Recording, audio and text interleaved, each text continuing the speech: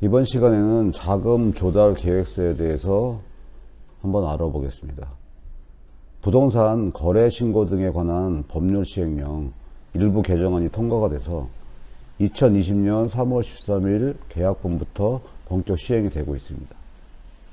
취지는 투명하고 공정한 거래질서 확립을 위해서 주택 취득 시에 제출하는 그 자금 조달 계획서의 제출 대상 지역을 확대를 했고요.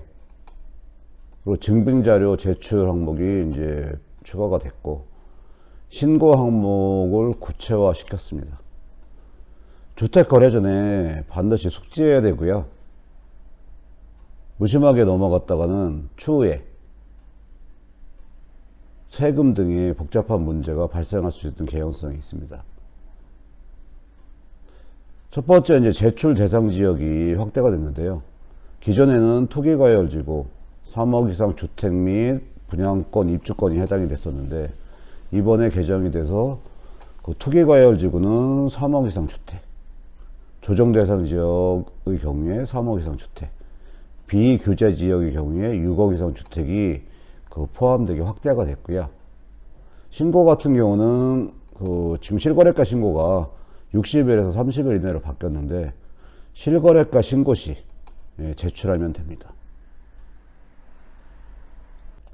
그러면 자금 조달 계획서는 어떤 절차를 거쳐서 제출해야 되냐면, 첫 번째 이제 자금 조달 계획서 양식이 있습니다. 그 양식을 제출하면 되는데 뭐 증빙이 들어가지도 않아요. 계획서를 제출하게 되면 국토부랑 이 지자체에서 일단 점검을 하겠죠. 점검을 하는 상태에서 출처가 이제 불분명한 부분이 있을 경우, 이럴 경우에 이제 소명을 요구하게 됩니다. 소명을 요구했을 때는 증빙자료 제출을 같이 이제 요구할 수 있는 거죠.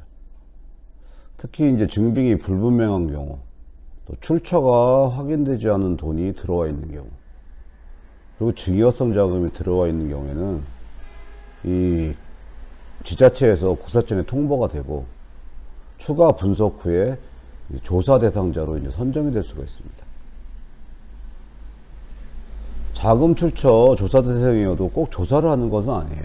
그 기준이 이제 해당돼서 조사 대상자로 될 수도 있고, 뭐 안 될 수도 있는데, 이 부분은 이제 누구도 장담할 수가 없는 부분이죠.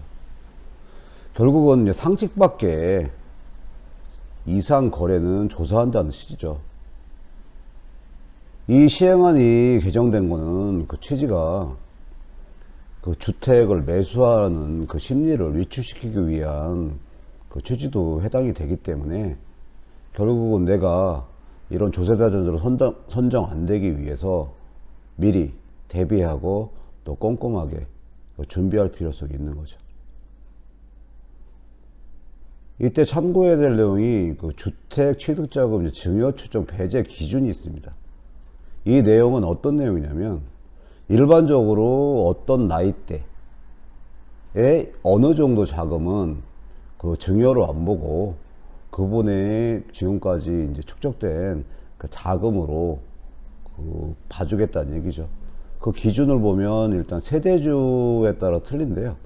세대주인 경우에는 30세 이상인 경우랑 40세 이상인 경우 구분이 되고, 30세 이상인 경우 2018년 4월 이전에는 2억 원이었는데 2018년 4월 이후에는 지금 1억 5천으로 변경이 됐고요. 이 나이가 이제 40세 이상인 경우에는 지금 4억 원에서 지금 3억 원으로 이제 변경이 됐습니다. 비세대주인 경우에 30세 이상인 경우에는 그 1억 원에서 지금 7천만 원으로 변경이 됐고요. 40세 이상인 경우 2억 원에서 1억 5천으로 변경이 됐습니다. 30세 미만인 경우에는 5천만 원으로 2018년 4월 이후에 변경이 됐는데, 이 금액, 만약에 세대주인데 한 33세예요. 그럼 한 1억 5천 정도까지는 그 증여를 추정 안 하고, 이 정도는 본인이 사회생활하면서 축적된 자금이라고 봐주겠다는 얘기죠. 근데 이 기준 자체도 무조건 봐주는 내용은 아닙니다. 일반적으로 요 정도 선에서 참고를 해주겠다는 내용이니까 이 부분도 방심할 수는 없는 부분입니다. 그러면 이제 구체적인 사례 몇 가지를 한번 살펴보겠습니다. 그래서 의심받을 만한 자금이 있는 경우, 이런 경우는 어떤 경우냐면, 첫 번째는 이제 부모님으로부터 들어오는 돈이죠. 첫 번째, 부모님으로 들어온 돈은 이제 증여세가 과세될 그 확률이 있고요. 또 차명으로 투자하는 경우입니다.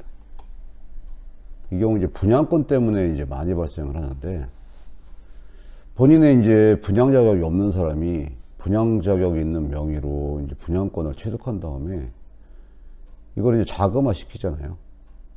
그런다면 본인 명의로 이제 자금을 가져오기 위해서 그 차용증 같은 걸 발행하는 경우가 있어요. 그럼 일반적으로 제3자한테 차용증을 발급하고 차용하는 경우는 이렇게 흔한 경우가 아니기 때문에 이런 부분은 의심받을 자금으로 보고 조사에 들어온다고 보시면 됩니다. 실제 조사 과정에서 이제 증여가 의심되면은 자료 제출을 이제 요구를 하죠. 그래서 언제부터 조사하겠다 이제 통보를 하게 됩니다. 그리고 사업소득 탄로로 부동산 취득하는 경우, 그래서 사업소득에서 이제 탄로를 해가지고 이렇게 의심이 생기면, 혐의가 있으면 그 조사가 이제 확대될 수가 있죠. 그리고 신용카드 사용액도 주의가 필요한데요. 일반적으로 신고한 소득 금액을 오해하는 경우가 조금 있는데, 만약 1년에 연봉이 이제 3천만 원이어서 5년간 소득 금액을 증빙하면 1억 5천이죠. 1억 5천을 다 이제 자기가 소득 금액으로 증빙했다고 생각하는 경우가 있을 수가 있는데요. 소득이라는 게 자기가 연봉을 수령을 한 거고, 또 생활비나 여러 가지 용도로 지출을 하게 되잖아요. 결국은 상식적으로 그 받은 연봉에 그 소비액을 지출하고 뺀 금액이 남는 소득이 되겠죠. 그래서 실제 신고한 소득에서 그 신용카드 사용액과 현금 영수증 사용액, 여기 이제 소비 지출액이죠. 이걸 차감한 금액을 실제 소득 금액으로 분석을 합니다. 그래서 요 부분도 이제 참고해야 될 내용이죠. 이번 개정안에서 그 자금 조달 계획 쓴 증빙 자료를 의무적으로 제출해야 되는 경우가 생겼습니다. 투기과열지구 안에 9억 원을 초과하는 주택 거래 신고시는 자금 조달 계획서와 객관적인 증빙 자료를 함께 제출해야 됩니다. 크게 나누면 이제 자기 자금이 있겠죠. 주택을 매수할 때. 그리고 차입금 등이 있을 거고. 그래서 그 항목들을 살펴보면 금융기관 이제 예금액, 주식 채권 매각 대금이 있겠죠.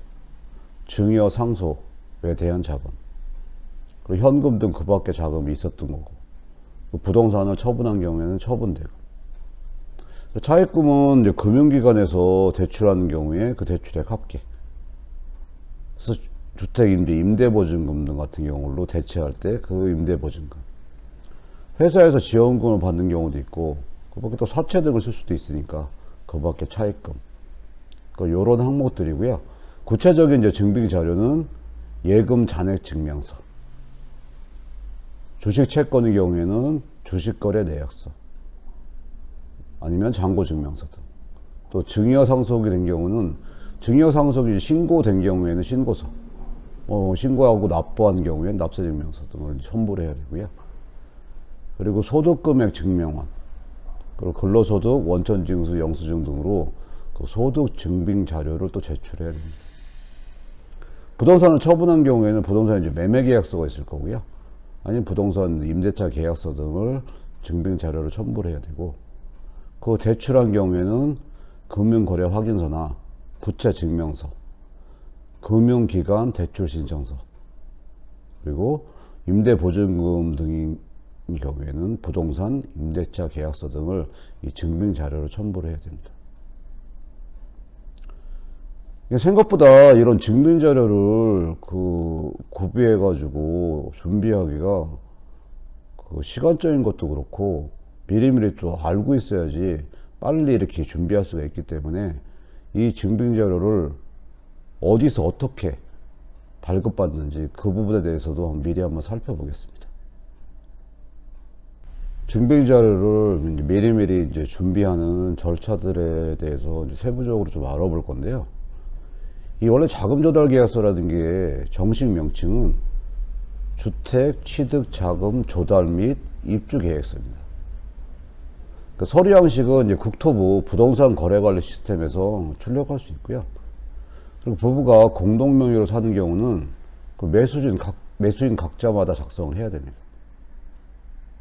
두 번째, 이제 금융기관 예금액에 대해서 자료를 준비할 때는 그 거래은행에 가서 예금 잔액 증명서를 받으면 됩니다. 그래서 은행 홈페이지에 들어가서 그 항목을 찾아서 출력할 수 있습니다.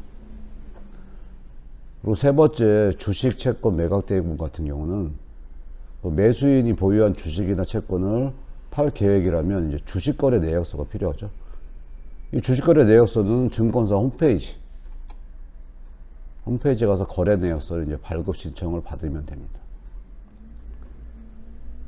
네 번째로 이제 증여상속 같은 경우는 국세청 홈페이지에서 납세 증명서를 출력할 수가 있고요. 근데 아직 증여나 상속 절차가 지금 진행 중인 경우가 있잖아요. 아직 완료가 안 된 경우. 이 경우에는 자금 조달 계약서에 액수만 일단 적으면 됩니다. 그러면 나중에 이제 필요한 서류를 내라는 연락이 오면 그때 완료됐을 때 이제 제출하면 되는 거죠. 다섯 번째, 현금 등 기타. 그러니까 집에서 이제 보관 중인 현금은 물론 예금이나 적금이 아닌 금융상품도 여기에 이제 포함이 되는데요. 펀드나 가지고 있는 보험 같은 금융상품을 이제 해지할 계획이 있다면 해당 금융회사에서 증명서를 미리 받아야 됩니다. 또 근로소득자라면 소득금액 증명서를 내야 됩니다. 이 자료는 국세청 홈페이지에서 이제 출력을 할 수가 있고요.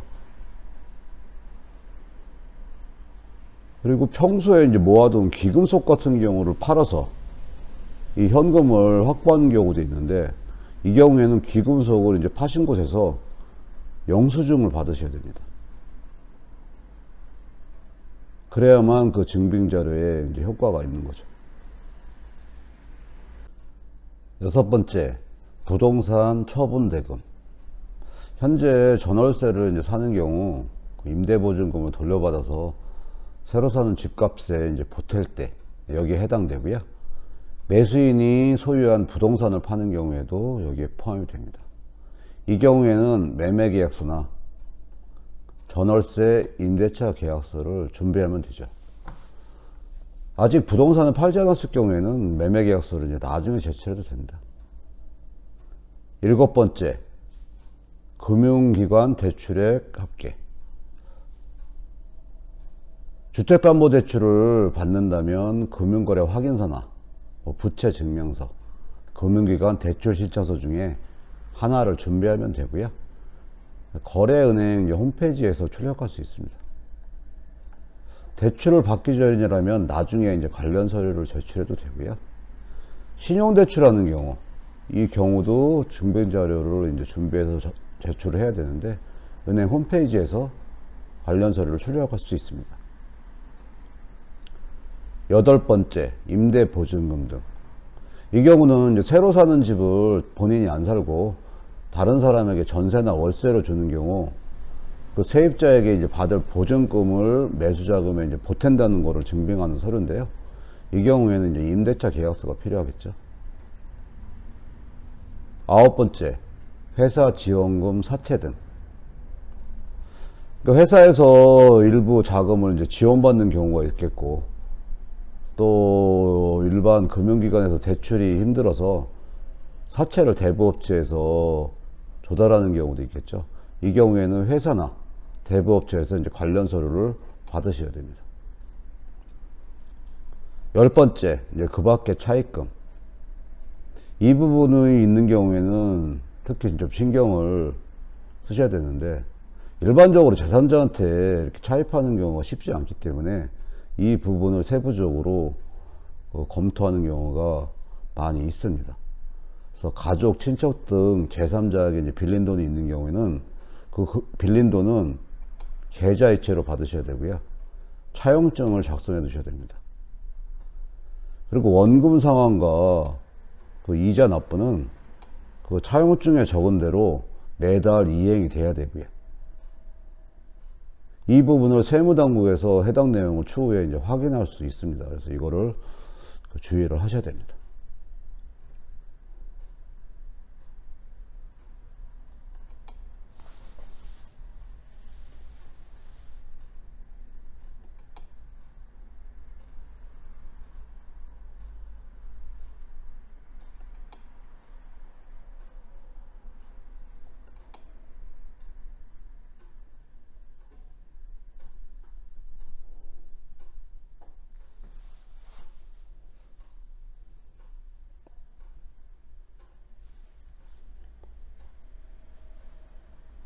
이 자금 조달 계획서 이제 작성하고 증빙 서류를 이제 구비하는 그런 부분이 또 많이 바뀌었고요. 그리고 또 자금 조달 계획서 이제 신고 항목이 굉장히 이제 구체화가 됐습니다. 그 편법 증여나 이제 대출 규제 위반 등 그 불법 행위 가능성이 이제 높은 항목에 대해서 그 자금 제공자와의 관계 등 이 구체적인 사항과 그 조달 자금의 지급 수단 등을 이제 명시를 하도록 되어 있습니다.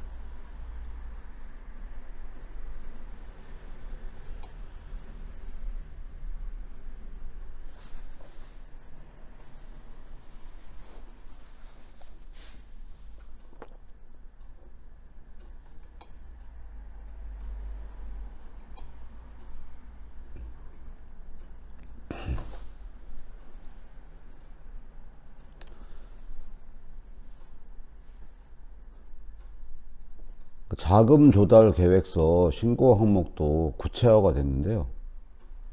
그 취지는 편법 증여나 그러니까 대출 규제에서 위반하는 것, 이런 위법 행위 가능성이 높은 항목들이 해당이 되는데요.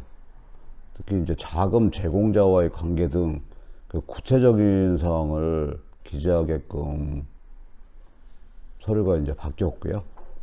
그 조달 자금의 이제 또 지급 수단을 명시하도록 이렇게 바뀌었습니다.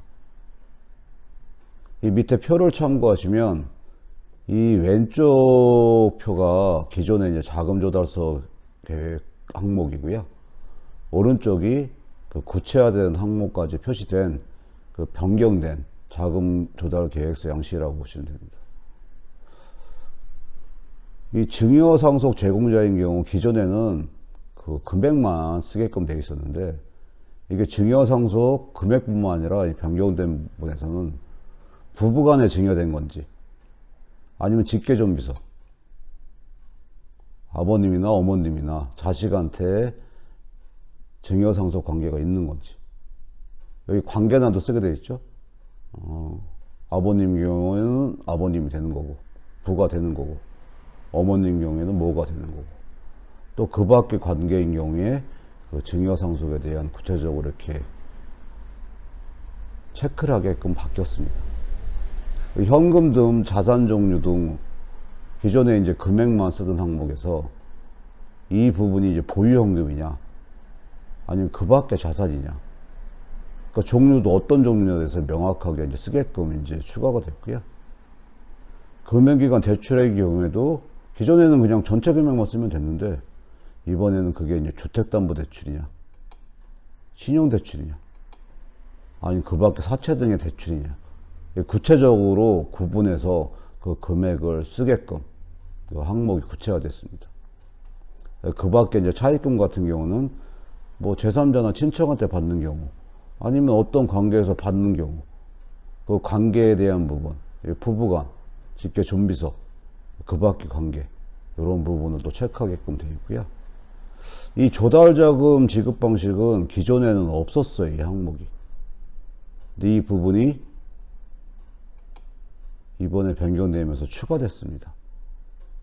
그래서 총 거래대금 중에 계좌이체로 이제 얼마를 보낼 건지, 아니면 보증금을 승계하든지 대출을 승계하면 그 부분은 얼마인지, 아니면 또 현금 등 그 밖의 지급 방식, 영수증 같은 걸로 이제 구체적인 구분을 하게끔 되어 있고요.